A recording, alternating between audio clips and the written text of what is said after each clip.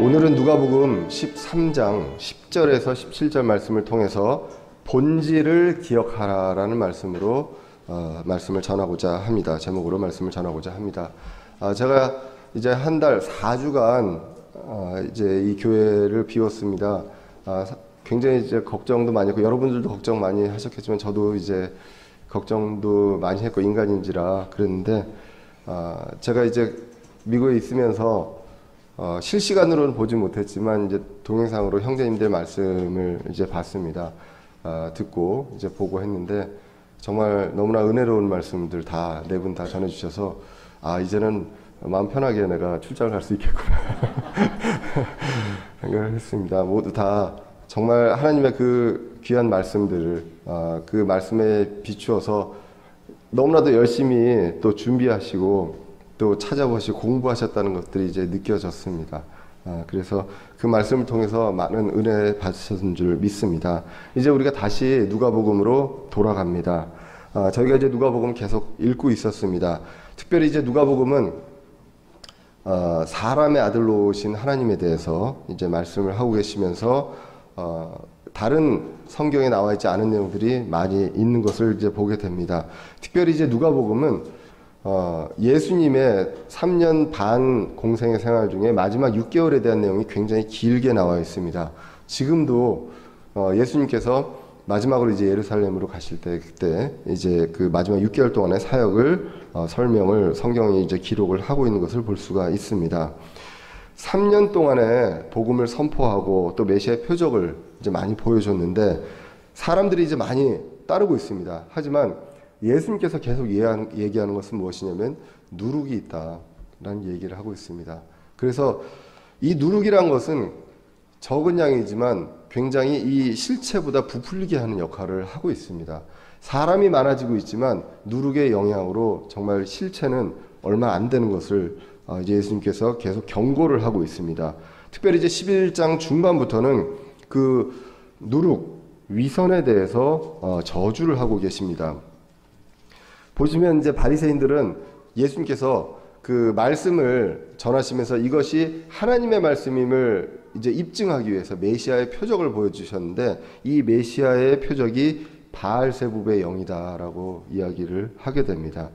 12장에서 보시면 예수님께서 그래서 바리새인의 누룩, 위선을 조심하라. 실제로 이제 실체보다 부풀려 있음을 이제 보게 되죠. 그러면서 예수님께서 이 사람들에 대해서 비난을 하면서 말씀하시는 게 두려워할 대상을 두려워해라. 우리가 사람을 두려워할 것인가 아니면 나한테 위해를 가하는 어떤 존재를 두려워할 것인가 하나님을 두려워해야 될 것인가 이것을 구별해서 봐야 된다. 그리고 그분을 시인해야 한다라고 말씀을 하셨습니다. 그러므로 우리가 이제는 우리가 보는 눈이 단일하게 어딘가를 봐야 된다. 그것이 바로 하나님을 단일하게 보아야 된다. 그러려면 이제 우리가 영이 깨어 있어야 한다고 예수님께서 얘기를 합니다. 그래서 영이 깨어서 때도 분별하고 옳고 그름도 분별하라라고 이야기를 하게 됩니다. 우리가 세상의 법이 아닌 하나님의 자녀에 대한 도리로 볼 때 그걸 영적으로 분별할 때 우리가 더 엄격해질 수 있습니다. 세상의 법으로는 어겨도 징역을 안 살 수 있고 감옥에 안 갈 수 있지만 하나님의 법으로 봤을 땐 충분히 지옥에 가고도 남음이 있는 그러한 일들을 우리가 하고 있기 때문에 우리는 영적으로 옳고 그름을 분별할 필요가 있다라는 것을 이제 우리가 성경을 통해서 봤습니다. 그러면서 이제 13장으로 넘어왔는데요. 우리가 영적으로 계속 옳고 그름을 분별하라고 하면서 13장으로 넘어왔는데 어떤 내용이 있었냐면 유대인들이 갈릴리 사람들이 비참하게 죽은 것을 보고 그 사람들의 어떤 죄의 대가가 아니냐라는 생각을 하게 됩니다. 그때 이제 예수님께서 하신 말씀이 그것들을 보고 우리 자신을 봐야 된다. 그 사람들이 너희들보다 큰 죄를 져서 이런 일을 당한 것이 아니다 라는 이야기를 하게 됩니다. 그러므로 우리는 어떤 재난이 있거나 사람들이 어떤 어려운 일을 당했을 때 이것이 저 사람의 어떤 죄구나라고만 생각하고 거기서 끝나는 것이 아니라 우리를 돌아보고 남이 아닌 나에 대한 회개가 필요하다는 것을 지난 말씀을 통해서 이제 보게 되었습니다. 그래서 우리는 그런 일들이 있을 때 나를 봐야 되고요. 그리고 나에 대한 회개가 이루어져야 되고 회개에 대한 합당한 열매가 있어야 한다라는 것을 지난 시간을 통해서 이제 보게 되었습니다. 그리고 이제 오늘 10절로 보시면 이제 예수님께서 다시 안식일에 회당들 중에 하나에서 가르치시더라 이렇게 나오게 됩니다. 우리가 이제 회당에 대한 내용들을 이야기를 했습니다. 구약 성경에서 회당이 나오지 않고요. 신약에서 회당이 나오게 됩니다. 성경이 한 400년간 말씀이 없었던 그 시기에 유다인들의 모임에 그 회당이 등장을 하게 되고 회당에 치리자들이 이제 나오게 됩니다.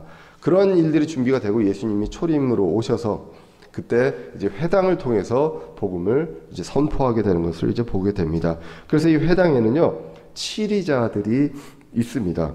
그리고 이제 유대인들의 율법에 따라 안식일을 거룩히 지키면서 회당에 모여서 말씀을 가르치고 그리고 듣는 그러한 일들이 일어나게 됩니다. 그 안식일은요, 우리가 분명하게 해야 될 것은 안식일은 유대인들에게 허락한 날입니다.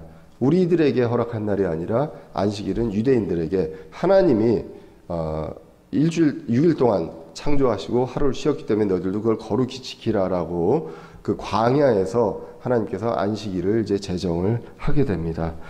그렇기 때문에 우리가 안식일을 지키냐 안 지키느냐 그것이 우리에 대한 어떤 율법이 아니다라는 것을 분명히 이야기를 합니다. 그리고 안식일을 지키려면 토요일 날 지켜야 됩니다. 안식일은 토요일입니다.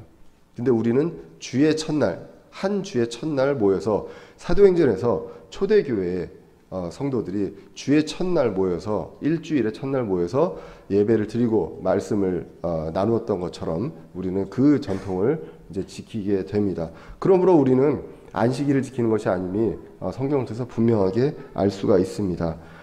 그렇지만 우리는 일주일에 하루를 쉬면 굉장히 좋죠. 육체적으로 굉장히 이제 회복이 많이 되는 것 같습니다.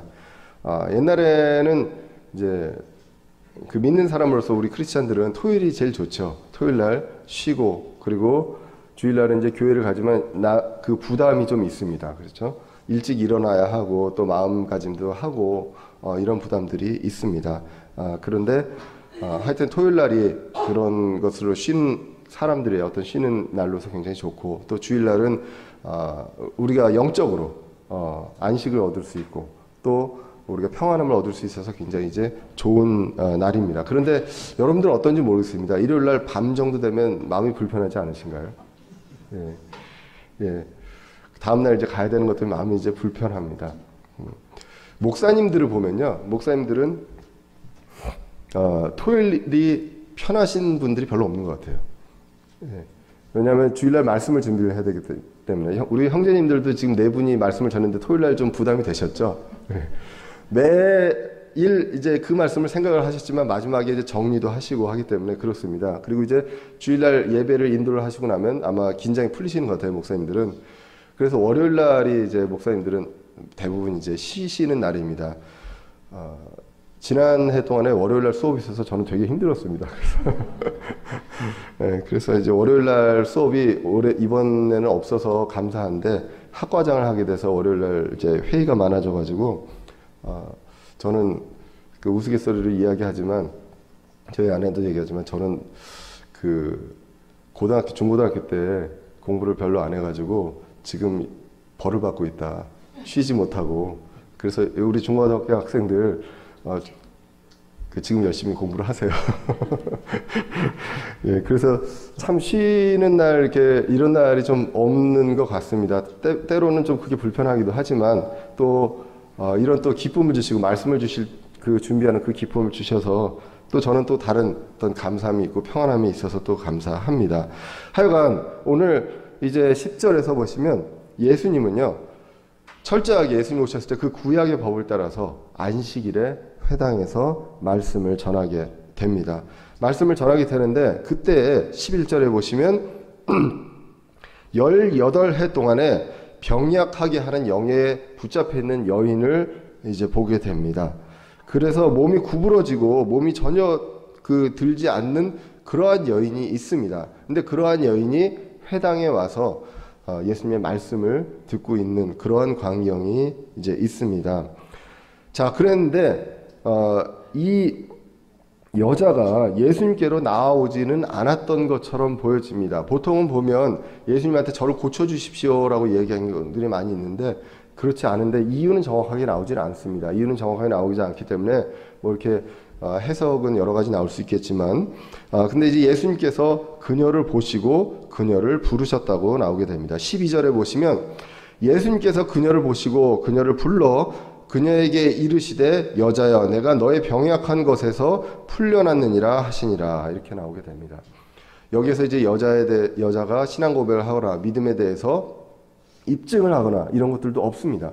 그냥 예수님께서 부르시고 고쳐주셨습니다. 예수님이 아마 그 중심을 보시고 그렇게 하셨는 줄도 생각할 수가 있겠습니다. 하여간 또 말씀으로 하실 수도 있는데요. 말씀으로 하실 수도 있는데 특별히 또 안수를 하셨습니다. 13절에 보시면 그녀에게 안수하심에 그녀가 즉시 몸을 곧게 펴고 하나님께 영광을 돌리더라 이렇게 기록을 하고 있었습니다.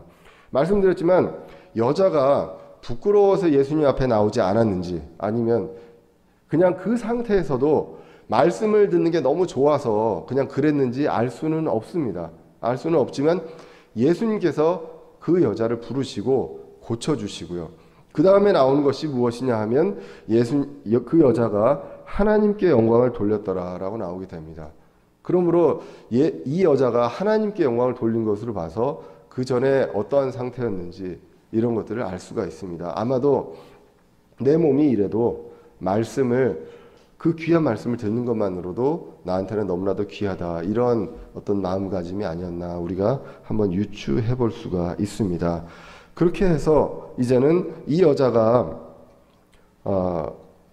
정말로 그 18해 동안 괴로워했던 그 오랜 기간 괴로워했던 것이 안식일에 예수님의 어떤 안수를 통해서 고쳐지고 하나님의 영광을 이제 돌리게 됩니다. 여기까지 보면 아주 바람직한 광경입니다. 바람직한 광경인데 그 광경에서 이제는 다시 사탄이 누룩의 사역을 이용해서 이제 들어오게 됩니다. 14절에 보시면 아까 이제 회당에는 치리자가 있다고 그랬습니다. 어떻게 보면 그 회당을 관리하고 있고 다스리고 말씀을 원래 전하는 사람입니다. 근데 여기에 예수님이 오셔서 이제 말씀을 전하게 되었고 이러한 일들을 하게 된 것이죠.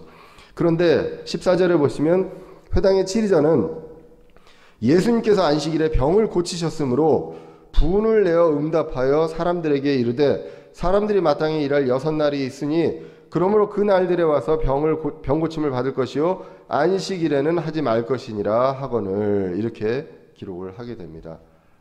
이 치리자는 화가 났다고 합니다. 분을 내었다고 합니다. 분을 내어서 이야기를 하게 됩니다. 사람들에게 이야기를 합니다. 차마 예수님한테는 이야기를 못하고 사람들에게 얘기를 합니다. 마땅히 6날 동안에 일할 날이 있는데 그날 와가지고 고침 받으면 되지 뭐 안식일에 와가지고 이런 일을 하느냐 그렇게 하지 마라 라고 어떤 규정을 이야기하게 됩니다. 이 규정 유대인들의 어떤 규정에서 일하지 말라는 6날 동안만 일하고 7째 날에 일하지 말고 거룩히 지키라는 이러한 어떤 원칙적인 내용들을 이야기를 하게 됩니다. 틀린 말은 아닙니다. 출애굽기 20장 8절 이하에서 보시면 하나님께서 굉장히 엄격하게 이야기를 하게 됩니다. 안식일을 기억하여 거룩히 지키라. 엿새 동안은 내가 수고하고 내 모든 일을 할 것이나 엿새 동안은 수고하고 모든 일을 하라고 합니다. 7째 날은 주 내 하나님의 안식일인즉 하나님의 안식일입니다. 우리의 안식일이 아니라 하나님의 안식일이라고 기록을 하고 있습니다. 그날에는 너나 내 아들이나 내 딸이나 내 남종이나 내 여종이나 내 가축이나 내 문 안에 거하는 내 나그네나 아무도 일하지 말라라고 이야기를 하게 됩니다.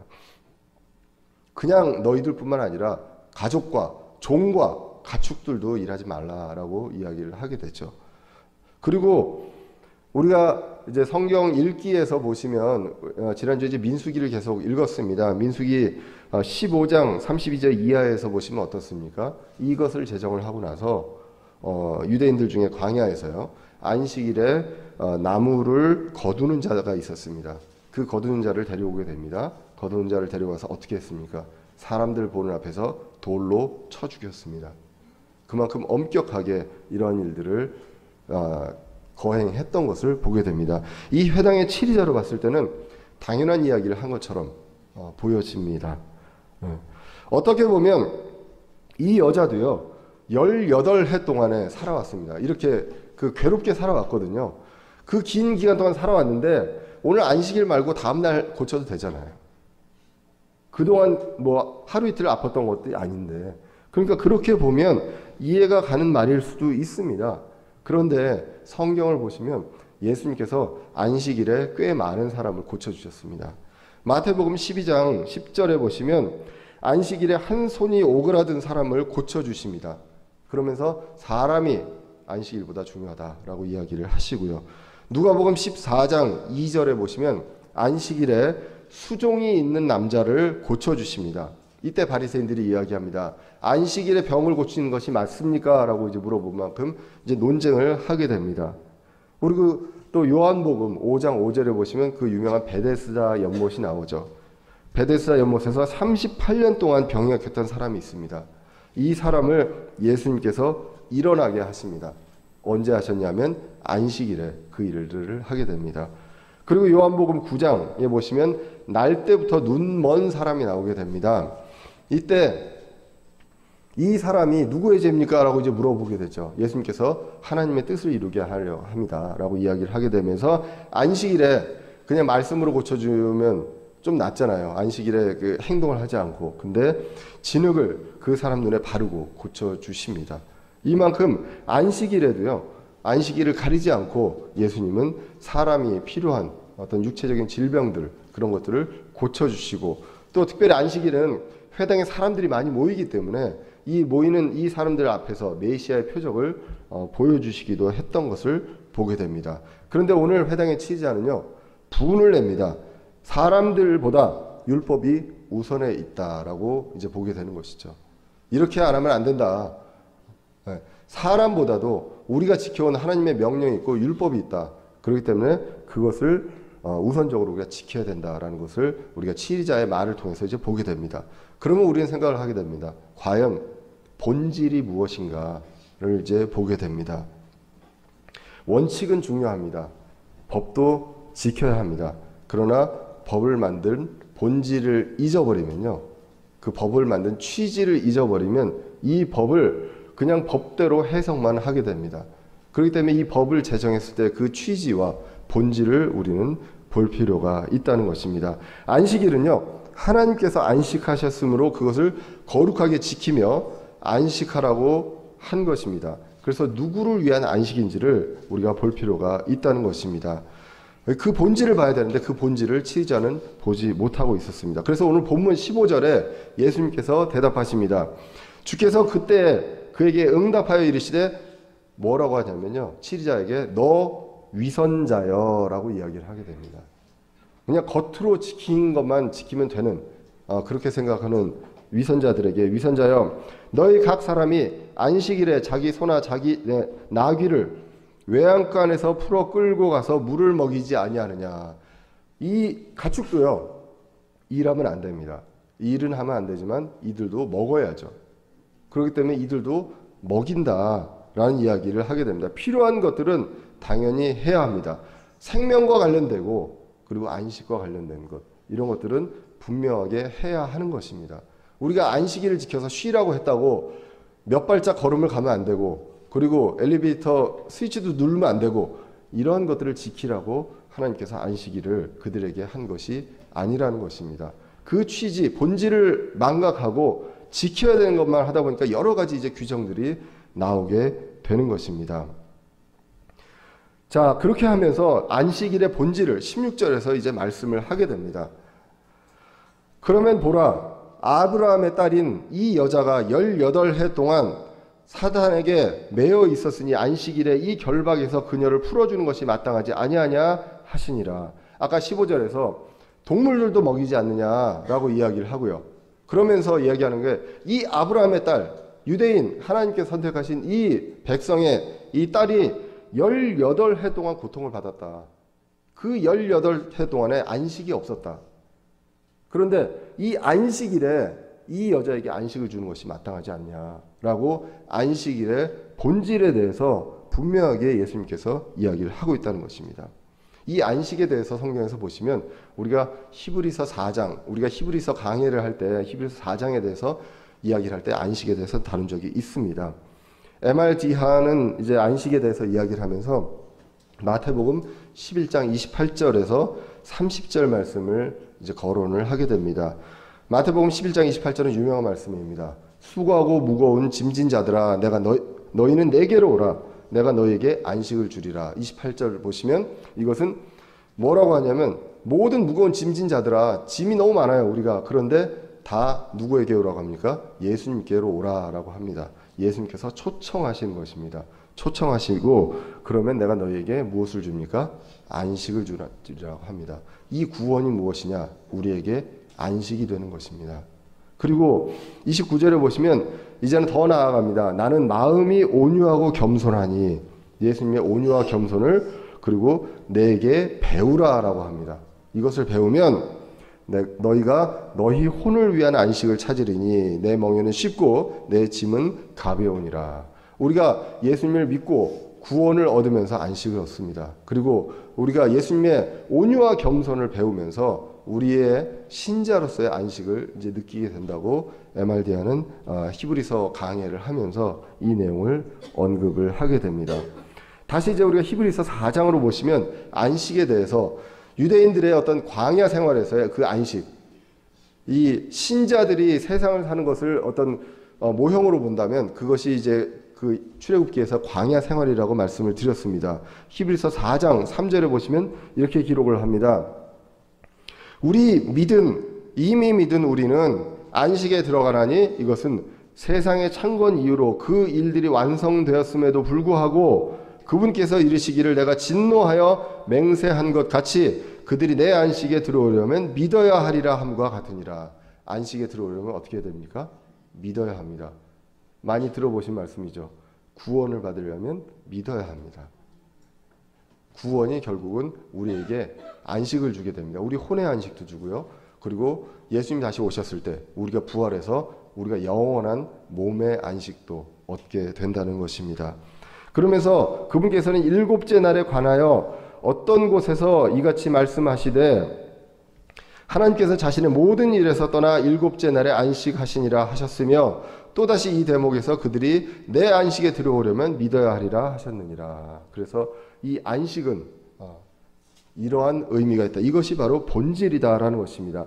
안식일은요, 죄로 인해 안식할 수 없었던 그 사람들, 인간이 예수님을 통해서 영원한 안식으로 들어가는 것, 이것에 대한 모형을 안식일을 통해서 하나님께서 보여주시고자 하였다는 것입니다. 그렇기 때문에 안식일의 주인을 누구라고 합니까? 누가복음에서 우리가 봤습니다. 사람의 아들이 안식일의 주인이라고 합니다. 왜 안식일의 주인입니까? 예수 그리스도를 통해서 우리가 안식을 얻을 수 있기 때문입니다. 이것을 성경을 통해서 우리가 볼 수 있게 됩니다. 예수님은 오늘 이것을 말씀하셨습니다. 안식일에 당연히 사탄에게 매여 있는 사람을 풀어주는 것, 이것이 바로 이 안식일의 참 의미이며 본질이다. 안식일은 이런 것들을 의미하고 기억하라고 지키라고 명령한 것이다. 그런데 치리자는 지키는 것만 급급해서요, 본질을 망각하고 말았습니다.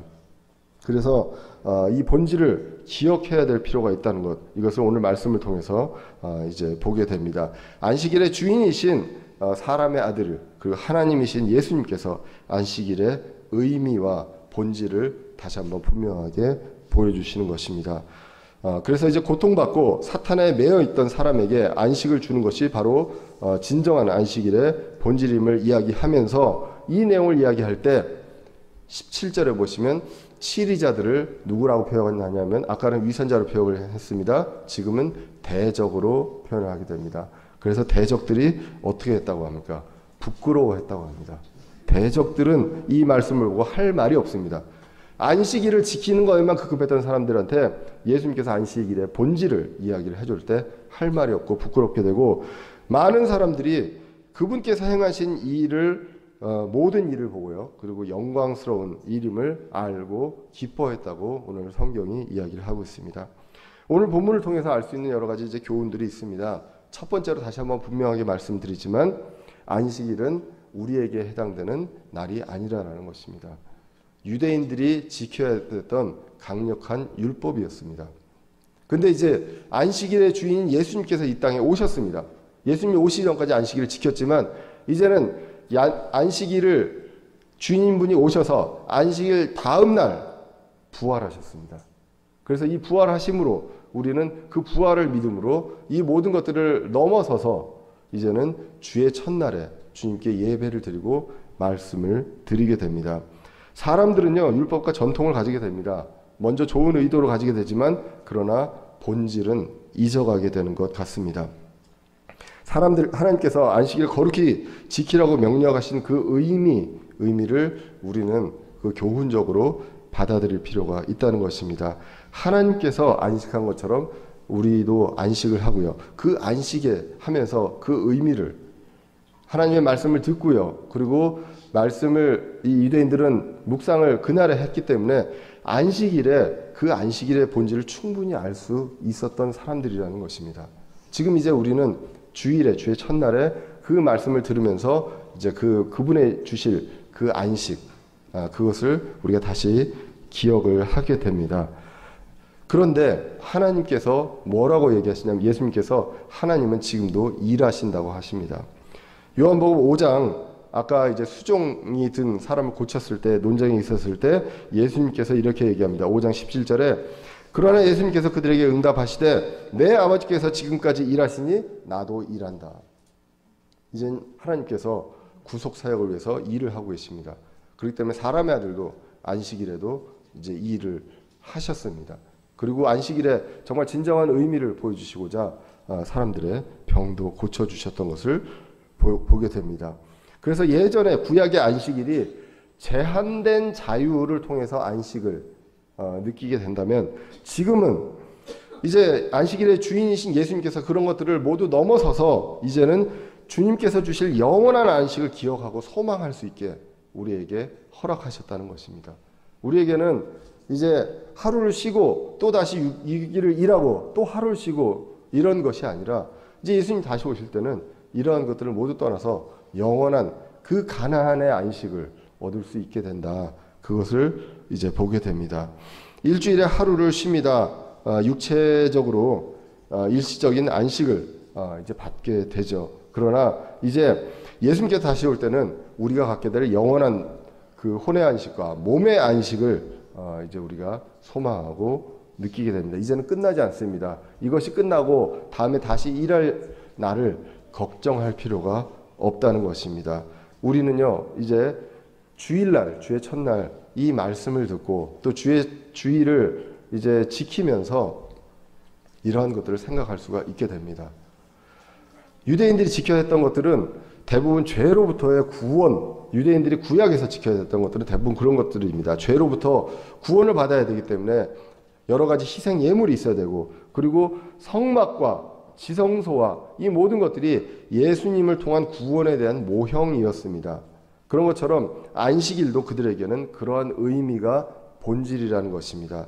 사람의 아들의 안식이 주인이기 때문에 이 주인을 통해서 이런 안식을 얻게 된다는 것.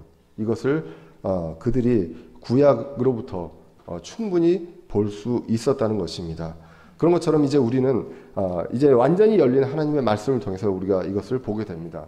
하나님은요, 저는 사실 이제 그 과학을 하고 이제 공학을 하지만 대부분의 것들에서 제일 필요한 수학이 뭔지 아십니까? 삼각함수입니다. 삼각함수하면 한숨이 나오시는지 모르겠지만 삼각함수에는 굉장히 중요한 의미가 있는 게요. 삼각함수에는 주기가 있어요. 주기. 그래서 소리도 주기 주파수가 있고요. 빛도 주기가 있습니다. 모든 것들이 다 주기가 있거든요. 이 주기를 표현하는 수학식이 삼각함수입니다. 사인, 코사인 이런 것들입니다. 예, 더 이상 얘기는 안 하겠습니다. 근데 이 주기에 대해서 공부를 하면서 제가 느꼈던 게 하나님께서 모든 것들을 주기적으로 우리한테 주시는구나. 왜 잊어버릴까 봐. 예. 하루라는 주기가 있습니다. 해도 달도 주기가 있고요. 그리고 안식일도 6일이 있고 하루를 쉽니다. 계속 반복해서 이런 것들을 하게 해주시고요. 무지개도 노아의 홍수 이후에 한 번만 딱 보여주신 게 아니라 비가 그치고 나면 꼭 보여주시잖아요. 이 무지개를 보면서 옛날 노아 홍수를 생각하고 다시는 우리가 물로 우리를 멸하지 않겠구나라는 것을 하나님의 약속을 이제 보게 됩니다. 이러한 것들을 굉장히 우리 자연 속에서요, 많은 것들을 주기로 보여주게 됩니다. 근데 주기가 눈에 안 보이시잖아요. 그리고 공학을 하지 않으면 주기가 잘 안 보이거든요. 근데 저는 그 주기를 보면서 하나님께서 이러한 것들을 주기적으로 보여주시는 걸 보면서 이제 감사를 하게 됩니다. 이렇게 우리는요, 그러기 때문에 우리는 또 일주일에 한 번씩 이곳에 모여서 주님의 말씀을 듣고 찬양하고 기도하고 그리고 교제를 나누게 됩니다. 그리고 매일 주기적으로 말씀을 보고자 한다는 것입니다. 이러한 것들이 결국은 주기적으로 우리가 이 말씀을 보고 자연으로 느끼고 하면서 하나님께서 주실 그 영원한 안식을 소망할 수 있고 그 본질을 잊지 않을 수 있다는 것입니다. 사도 바울은요, 고린도전서에서요, 고린도 교회를 책망하면서 그렇습니다. 고린도전서 1장에 보시면 이 교회가요, 처음에는 초대교회 그 뜨거움으로 모였다가 이제는 파가 나뉘게 됩니다. 바울파, 게바파, 아볼로파, 그리스도파로 나뉘게 됩니다. 본질을 망각을 하게 됩니다. 그래서 사도 바울이 이야기합니다. 누가 나눴느냐? 그리스도께서 나누셨느냐? 그리고 내가 사도 바울 자신이 십자가에 못 박히고 사도 바울의 이름으로 침례를 받았느냐? 너희들이 이렇게 물어보게 됩니다. 그러면서 고린도전서 1장 17절에 그리스도께서 침례를 주라고 나를 보내지 아니하시고 복음을 선포하라고 보내셨거니와 이 일을 말의 지혜로 하지 아니함은 그리스도의 십자가가 무효가 되지 않게 하려 함이라 라고 이야기합니다. 어떠한 것들로 이야기했을 때 지혜롭게 얘기하고 지식적인 것을 풍부한 것처럼 얘기하고 했을 때 오히려 이런 것들이 그리스도의 십자가를 본질을 가릴 수도 있다는 것입니다. 이 모든 것들, 사람들이 파로 나뉘고 사람들을 보고 나뉘는 것들, 이런 것들은 결국 본질을 망각하는 그런 방향으로 간다는 것입니다. 그렇기 때문에 사도 바울은요, 지혜에 뛰어난 것이 아니라 단 하나만 알기로 결심했다고 고린도전서 2장 2절에서 얘기합니다. 나는 너희 가운데서 예수 그리스도 곧 십자가에 못 박히신 그분 외에는 아무것도 알지 아니하기로 결심하였느니라 라고 이야기합니다. 우리가 무엇을 더 알아야 하겠습니까? 무엇을 더 알고 어떤 사람을 보고 어떤 사람이 얼마나 대단하다고 그 사람을 가지고 따르겠습니까? 우리는요, 사람을 따르는 게 아니라 말씀을 주신 성령님을 따르게 됩니다. 말씀을 일깨워 주시는 하나님, 예수님, 성령님을 따르게 됩니다. 그러므로 사도 바울이 고백했던 그 지식인이었던 그 당시에 굉장한 지식이었던 사도 바울이 내가 다른 거 다 필요 없다. 내가 가진 지식은 배설물이다. 이런 거 다 필요 없고 나는 오직 예수 그리스도고 십자가에 못 박히신 그분 외에는 아무것도 알지 않기로 결심했다라고 하는 이 본질을 우리가 잊어서는 안 될 것이라는 것입니다. 교회가 이제 3년이 지나가고 여러 가지 일들이 있으면서 우리가 자칫 잘못하면 본질을 벗어나서 갈 수가 있습니다. 우리는 어떻게 해야 됩니까? 말씀을 보시면서 우리가 주기적으로 주님께서 주시는 이런 것들을 보시면서 우리가 본질에 충실해서 갈 필요가 있다는 것입니다. 본질은요, 구원입니다. 그리고 이 구원은 우리에게 안식입니다. 그러면 우리만 안식해서 되겠습니까? 이 안식을 이 주위의 사람들한테 전하고 우리가 다 같이 영원한 안식을 맛볼 수 있게 해야 된다는 그 본질, 이 본질을 우리는 잊지 말아야 한다는 것입니다. 예수님께서 오늘 안식일에 병을 고치신 이 의미는 본질을 기억하라는 것입니다. 말씀을 우리가 주기적으로 볼 필요가 있습니다. 우리 매일 성경을 보기를 권장하고 있습니다. 우리가 기억해야 될 본질을 우리가 말씀을 통해서 보게 됩니다.